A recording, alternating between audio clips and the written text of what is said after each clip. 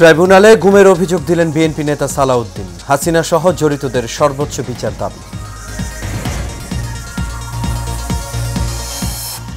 জুলাইয়ের মধ্যে জাতীয় সনদ তৈরি করতে চায় জাতীয় ঐক্যমত্য কমিশন। রাজনৈতিক দলগুলোর সাথে দ্বিতীয় দফায় বৈঠক। জাতীয় নির্বাচন আগামী এপ্রিলের মধ্যে করার দাবি জামায়াত আমিরের। আগে হতে পারে স্থানীয় সরকার নির্বাচন। এবং ঈদুল আজহাকে সামনে রেখে নারীর টানে ঢাকা ছাড়ছেন ঘরমুখো মানুষ। ঈদযাত্রা নির্বিঘ্ন করতে কঠোর প্রশাসন, জানালেন স্বরাষ্ট্র উপদেষ্টা।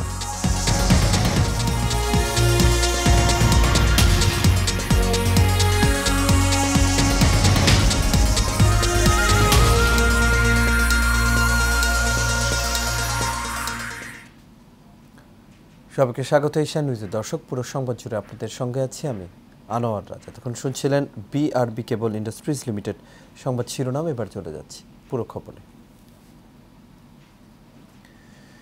আন্তর্জাতিক অপরাধ ট্রাইব্যুনালে শেখ হাসিনা সহ 7 জনের বিরুদ্ধে গুমের অভিযোগ দায়ের করেছেন বিএনপির স্থায়ী কমিটির সদস্য সালাউদ্দিন আহমেদ।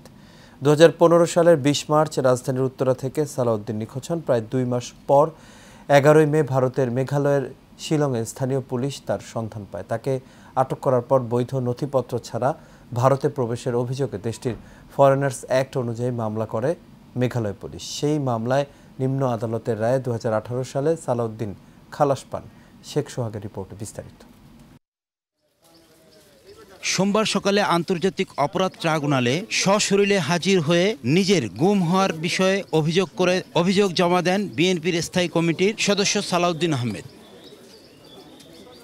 এতে সাবেক প্রধানমন্ত্রী শেখ হাসিনা, সাবেক স্বরাষ্ট্রমন্ত্রী আসাদুজ্জামান খান কামাল, সাবেক আইজিপি বেনজির আহমেদ, পুলিশ কর্মকর্তা মনিরুল ইসলাম, সেনা কর্মকর্তা জিয়াউল আহসান, আসাদুজ্জামান ও AKM শহীদুল হক সহ 7 জনকে অভিযুক্ত করা হয়। প্রাথমিকভাবে 7 জনকে আসামি করেছি।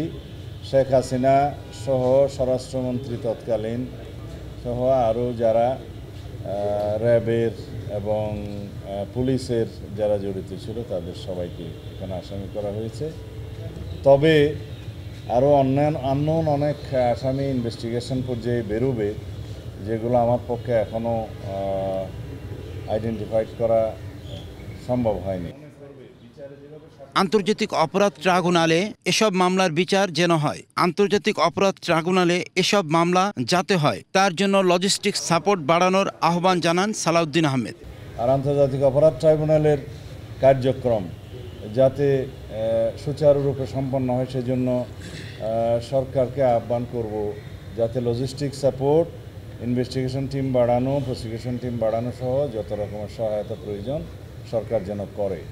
বাংলাদেশ ফ্যাসিস্ট আমলে যারা গুম, খুন, নির্যাতনের শিকার হয়েছে তাদের সবাইকে আদালতের মাধ্যমে বিচার চাওয়ার আহ্বান জানান সালাউদ্দিন আহমেদ। শেখ হাসিনার অবৈধ ফ্যাসিস্ট রেজিমে যারা এনফোর্স ডিসঅ্যাপিয়ারেন্সের শিকার হয়েছেন, আমার মতো যারা জুডিশিয়াল কিলিংয়ের শিকার হয়েছে, যারা পুলিশি নির্যাতনে মৃত্যুবরণ করেছে, যারা বিভিন্নভাবে আওয়ামী দলীয় সন্ত্রাসীদের দ্বারা নির্যাতিত হয়ে মৃত্যুবরণ করেছে অথবা অপঙ্গত্ব বরণ করেছে, বিভিন্নভাবে মানবতা বিরোধী অপরাধ সংঘটিত হয়েছে, এই সমস্ত কিছুই আন্তর্জাতিক অপরাধ ট্রাইব্যুনালে যাতে মামলা হয়, যারা ভুক্তভোগী তারা যাতে মামলা করেন সেজন্য আহ্বান জানাচ্ছি। শেখ সোহাগ, সেন টেলিভিশন, ঢাকা। স্থানীয় নির্বাচন কোনোভাবেই অন্তর্বর্তীকালীন সরকারের আওতায় হওয়া উচিত নয় বলে জানিয়েছেন বিএনপির স্থায়ী কমিটির সদস্য সালাউদ্দিন আহমেদ।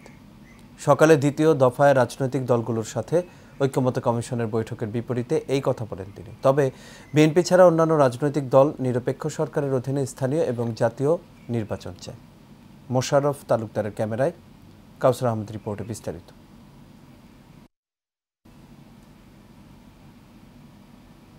দর্শক, রিপোর্টটি প্রক্রিয়াধীন রয়েছে, পরবর্তীতে হাতে পাওয়া মাত্র আমরা আপনাদের তা জানিয়ে দেব। চলে যাচ্ছি পরবর্তী খবরে। বাংলাদেশ জামায়াতে ইসলামীর আমির ডক্টর শফিকুর রহমান বলেছেন, আগামী ফেব্রুয়ারির আগে জাতীয় নির্বাচন হলে ভালো, কিন্তু এপ্রিল যেন পার না হয়। মঙ্গলবার দুপুরে রাজধানীর ঢাকার বনানীতে হোটেল শেরাটনে আয়োজিত সংবাদ সম্মেলনে এই কথা বলেন তিনি। উপদেষ্টা যে টাইমলাইনটা ফ্লেক্সিবল টাইমলাইন বলেছেন, ডিসেম্বর টু জুন, ডিসেম্বর 25 থেকে জুন 26 এর ভিতরে তিনি নির্বাচন দেওয়ার পক্ষে। আমরা আমাদের মতটা ইতিমধ্যে ব্যক্ত করেছি যে এইটা ফেব্রুয়ারির মধ্যভাগে হতে পারে, রোজার আগে আগে।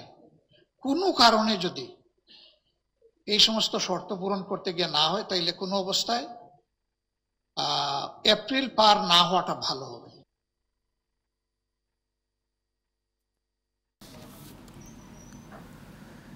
নারীর টানে ঘরমুখো মানুষ ছুটছেন ঢাকা টাঙ্গাইল মহাসড়কে। অন্যান্য দিনের চেয়ে যাত্রী পরিবহন, গণপরিবহন ও পশুবাহী গাড়ির চাপ বেড়েছে দ্বিগুণ। যানজট না থাকলেও যানবাহন ধীর গতিতে। মঙ্গলবার ঢাকা টাঙ্গাইল মহাসড়কে চন্দ্রা এলাকায় এমন চিত্র দেখা যায়। জানা গেছে উত্তরবঙ্গের 17টি জেলার মানুষ প্রতি বছর ঈদ আসলেই চন্দ্রা এলাকা দিয়েই প্রিয়জনের সঙ্গে ঈদের আনন্দ ভাগাভাগি করতে হয় বাড়ি যেয়ে, যার ফলে ভোগান্তিতে পড়তে হয় তাদের। মঙ্গলবার সকালে ওই মহাসড়কে যানজট না থাকলেও যানবাহন চলছে ধীর গতিতে।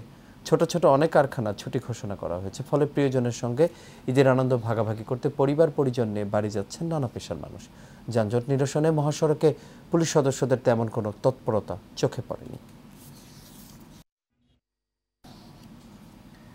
ঈদের রাজধানী সহ পুরো দেশে নিরাপত্তা নিশ্চিত করতে জরুরি ছুটি ছাড়া আইনশৃঙ্খলা বাহিনীর সদস্যদের ছুটি বাতিল করা হয়েছে বলে জানিয়েছেন স্বরাষ্ট্র উপদেষ্টা জাহাঙ্গীর আলম চৌধুরী। বলেন, ঈদযাত্রায় যাত্রী ছদ্মবেশে ডাকাত ঠেকাতে বাসে ওঠার সময় তোলা হবে ছবি, বাসে থাকবে প্রশাসনের টেলিফোন নম্বরও।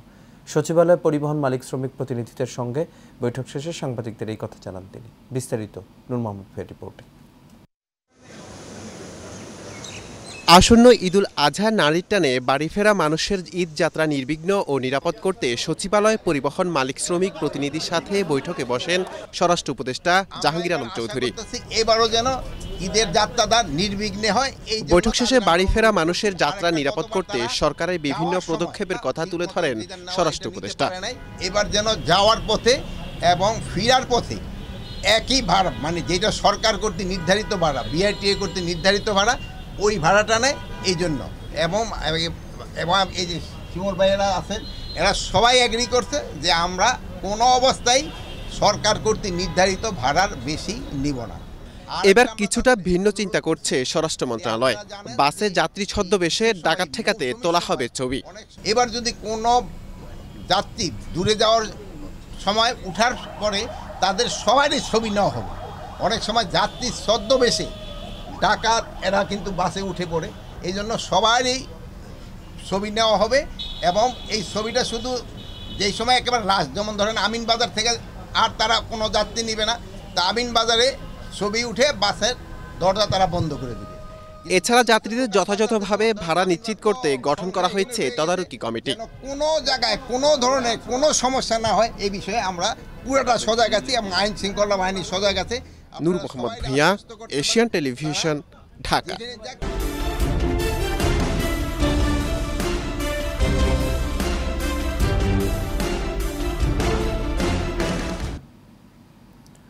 কোরবানির ঈদ উপলক্ষে জামালপুরের ইসলামপুর বাজার স্টেশন থেকে ছেড়েছে প্রথম ক্যাটেল স্পেশাল ট্রেন। এতে প্রতিটি গরু পরিবহনে খরচ পড়বে মাত্র 500 টাকা।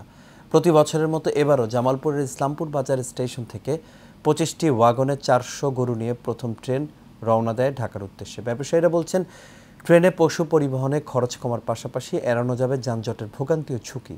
রেলওয়ে স্টেশন মাস্টার জানান, জামালপুর থেকে ঢাকা পর্যন্ত প্রতিটি ওয়াগনের ভাড়া নির্ধারণ করা হয়েছে 8000 টাকা। প্রতিটি ওয়াগনে নেওয়া যাবে 16টি গরু। আর সুবিধা বেশি পাওয়ায় গরু পরিবহনে ব্যবসায়ীদের আগ্রহ বাড়ার কথা জানান তিনি। সিন্ডিকেট হয় এবং সাদা বাস, ছিনতাই গাড়ি এই ধরনের বই বিক্রি থাকে এবং গরুও দুর্বল হয়ে যায় তাকে গেলে, এবং ট্রেনে গেলে আমাদের এই ধরনের কোনো সমস্যা থাকে না। গরুর নিরাপত্তা, মানুষের নিরাপত্তা, আমরা নিরাপত্তা পাইবে প্রত্যেক বছর আমরা ট্রেনে গরু নিয়ে যাই। ট্রেনে গরু নিয়ে গেলে ঝুঁকিপূর্ণ কম হয়। নিরাপত্তার জন্য তাকে গেলাম না, ট্রেনে নিরাপত্তার জন্য আরামের জন্য এবার ট্রেনে গরু নিয়ে যাইতেছি।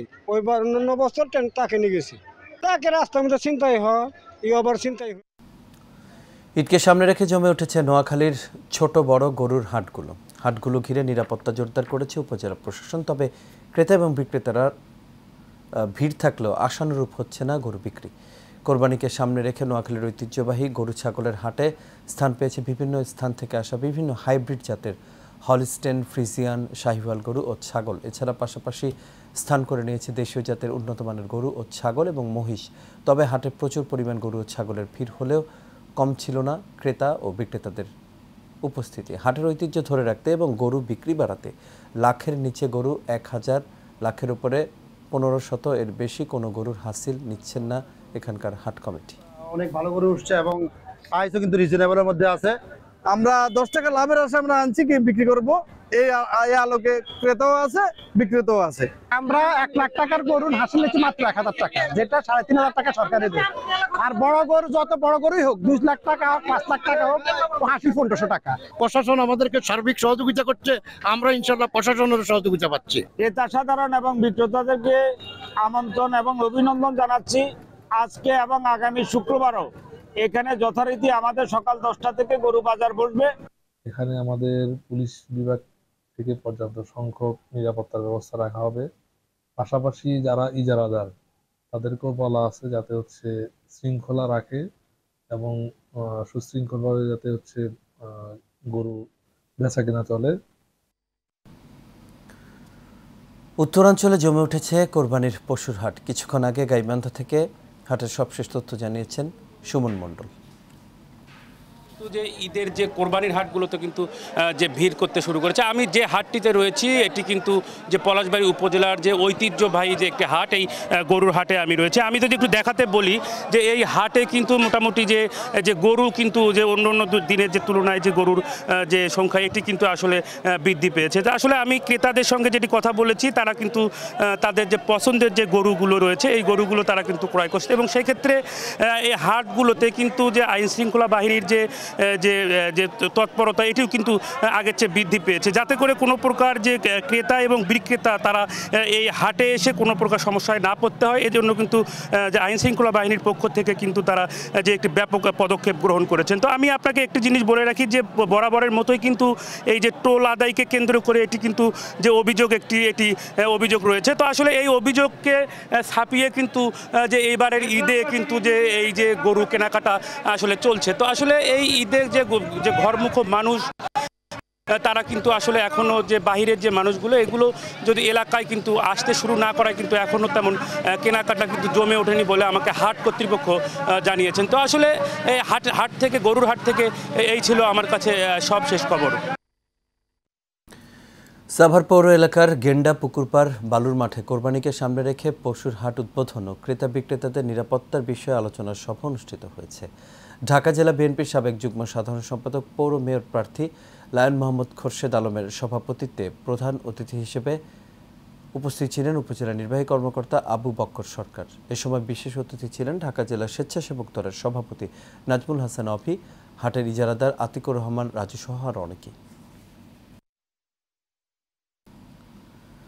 শহীদ রাষ্ট্রপতি জিয়াউর রহমানের 44তম শাহাদাত বার্ষিকী উপলক্ষে গাজীপুরে আলোচনা সভা, দোয়া মাহফিল ও অসহায়দের মাঝে খাবার বিতরণ করা হয়েছে। টঙ্গী 47 নম্বর ওয়ার্ড বিএনপির আয়োজনে নবীন হোসেনের সভাপতিত্বে ও সাইদুল ইসলামের সঞ্চালনায় এর আয়োজন করা হয়। এতে প্রধান অতিথি ছিলেন মহানগর বিএনপির যুগ্ম আহ্বায়ক রাকিব উদ্দিন সরকার পাপ্পু। বিশেষ অতিথি ছিলেন মহানগর যুবদলের আহ্বায়ক সাজিদুল ইসলাম, স্বেচ্ছাসেবক দলের আহ্বায়ক শাহাদাত হোসেন শাহিন, তাঁতি দলের আহ্বায়ক তাইজুল ইসলাম সহ আর অনেকে। ঢাকা টাঙ্গাইল যমুনা সেতু মহাসড়কের বাসাইল উপজেলার করাতিপাড়া বাইপাস এলাকায় দাঁড়িয়ে থাকা ট্রাকের পেছনে মাইক্রোবাসের ধাক্কায় 3 জন নিহত হয়েছেন। এই ঘটনায় আহত হয়েছেন আরও 3 জন। মঙ্গলবার সকাল 9টার দিকে উপজেলার করাতিপাড়া বাইপাস এলাকায় এই দুর্ঘটনা ঘটে। তাৎক্ষণিকভাবে নিহতদের নাম পরিচয় জানা যায়নি।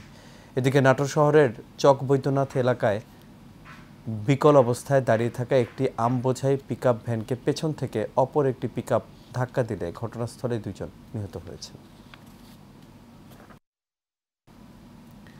ঢাকার ধামরাইয়ের গাঙ্গুটিয়া ইউনিয়নের রক্ষিত গ্রাম এলাকায় বসতঘরে 2 ছেলেসহ মায়ের মরদেহ উদ্ধার করা হয়েছে। পুলিশ জানায় দুপুরের দিকে মৃতের মেয়ে বাড়িতে এসে ঘরের দরজা বন্ধ পান। দরজা খুলে ঘরে ঢুকে 3 জনকে অচেতন অবস্থায় শুয়ে থাকতে দেখেন। এক পর্যায়ে তাদের ডাকাডাকি করলেও সাড়া না দিলে 2025-26 অর্থ বছরের প্রস্তাবিত বাজেটে মূল্যস্ফীতি নিয়ন্ত্রণ, রাজস্ব আহরণ বৃদ্ধি এবং সামষ্টিক অর্থনৈতিক স্থিতিশীলতা ফিরিয়ে আনাকে সর্বোচ্চ অগ্রাধিকার দেওয়া হয়েছে। প্রস্তাবিত বাজেটে বৃদ্ধি পেয়েছে বিলাসী পণ্য, তামাকজাত পণ্য, নির্মাণ শিল্পের কাঁচামাল, বিদেশি মোবাইল ফোন সহ বেশ কিছু পণ্য। এছাড়া কমতে পারে কৃষি যন্ত্রাংশ, ভূমি রেজিস্ট্রেশন ফি, নিউজ প্রিন্টের কাঁচামাল ও চিনি, দেশীয় উৎপাদিত যন্ত্রাংশের দামও।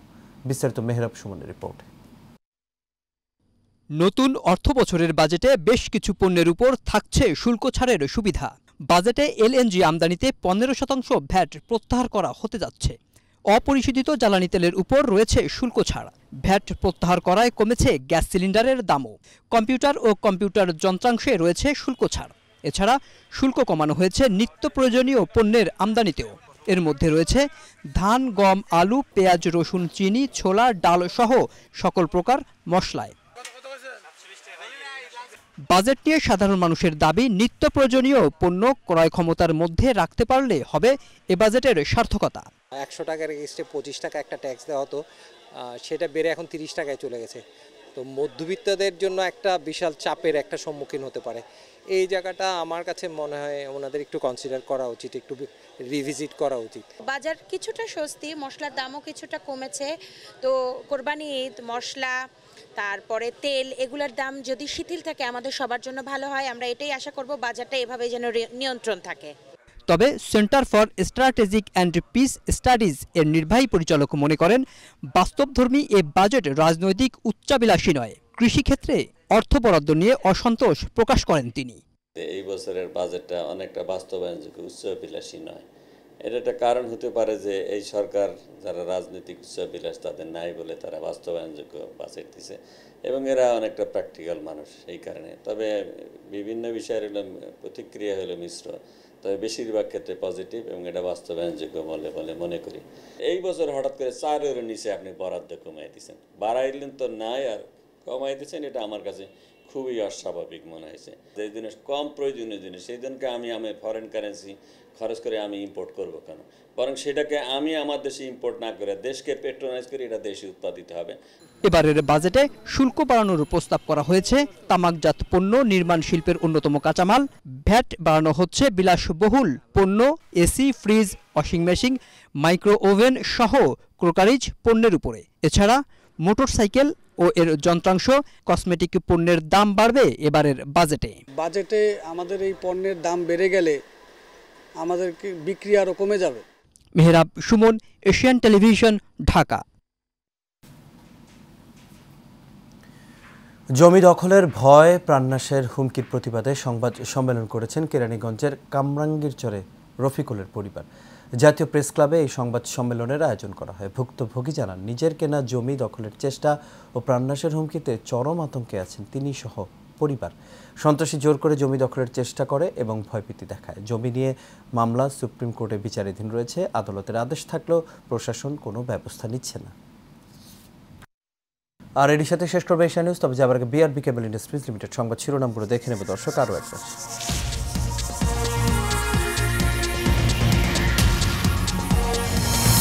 ট্রাইব্যুনালে গুমের অভিযোগ দিলেন বিএনপি নেতা সালাউদ্দিন। হাসিনা সহ জড়িতদের সর্বোচ্চ বিচার দাবি।